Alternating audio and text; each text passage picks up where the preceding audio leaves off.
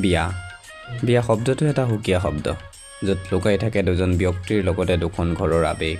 ই লাগিলে পলুৱাই অনা বিয়াই হওক নাইবা ৰাজ্যক সাক্ষী কৰি হোম পুৰি অনা বিয়াই হওক, এই প্ৰত্যেকখন বিয়াৰে এটা সুকীয়া মাদকতা আছে।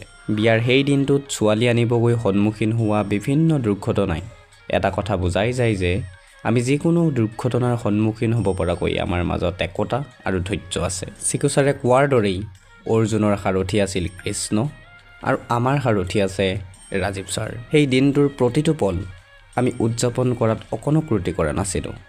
সেয়া লাগিলে দৰা কইনাক গাড়ীৰ পৰা নমাই বগীবিল ব্ৰিজৰ ওপৰত আশীৰ্বাদেই দিয়া হওক নাইবা 120 স্পীডত গাড়ী চলাই চিঞৰি চিঞৰি গান গাই যোৱাৰ ফূৰ্তি কৰাই হওক।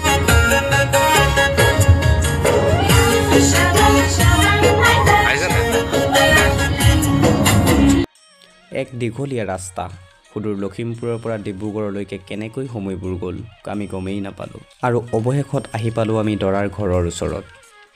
ছোৱালী আনিব যোৱা আমাৰ প্ৰত্যেকজনৰেই প্ৰথম অভিজ্ঞতা আছিল যদিও ৰাজীৱ ছাৰৰ বৌৱে ফোনত আমাক দি থকা তত্বাৱধানৰ বাবেই সকলোবিলাক অতিক্ৰম কৰি পালোঁহি আমি দৰাৰ ঘৰ। এতিয়া সময় দৰা কইনাক ঘৰৰ ভিতৰলৈ আদৰি নিয়াৰ। এজনী দৰাৰ বৌ হিচাপে এইকণ সময় নিশ্চিতভাৱে বিশেষ আৰু সুকীয়া। দৰা কইনাক হাতত ধৰি ঘৰৰ ভিতৰলৈ ভৰিৰ খোজকেইটা আগবঢ়াই সেই খোজকেইটাই হয়তো এটা কথা স্পষ্টভাৱে কৈছিল যে আমি এই মোহমায়া সংসাৰত যিমান দিন আছোঁ একেলগে একেটা ছাতৰ তলত সদায় এনেদৰেই খোজত খোজ মিলাই যাম। এয়া হ'ব আমাৰ বাই ভনীৰ সম্পৰ্ক। আৰু এতিয়া সময় সকলোতকৈ ডাঙৰ উপহাৰ পিতৃ মাতৃৰ আশীষ লোৱাৰ, যাৰ বাবেই এই পৃথিৱীৰ মনোমোহা দৃশ্যবোৰ দেখা পায়। তেওঁলোকৰো মুখত দেখা পাইছিলোঁ সেইদিনা ফূৰ্তিহীন ভাষাহীন অপৰূপ আনন্দ, যে আজিলৈকে তেওঁলোকে ইমান আনন্দ পোৱাই নাই। হিয়া উজাৰি আশীৰ্বাদ দিছিল যে ভাল হওক সকলো, জীৱনৰ বাকীকেইটা দিন এনেদৰেই পাৰ হওক। সময় উকা কপালত ফুল ফুলাই দিয়াৰ, হাতৰ আঙুলিটোৱে দিয়া সেই সেন্দুৰকণত আছে বহুত মহত্ব।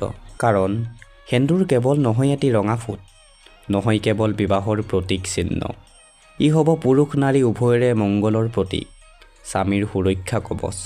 বৰ্তি থাকক ৰাম বালি আৰু বালিৰ পত্নীৰ কপালৰ সেই সেন্দুৰকণৰ কাহিনীৰ দৰেই শেষত যুগ্ম জীৱনৰ শুভেচ্ছা থাকিল চিকুচাৰ আৰু মৰমী বৌ।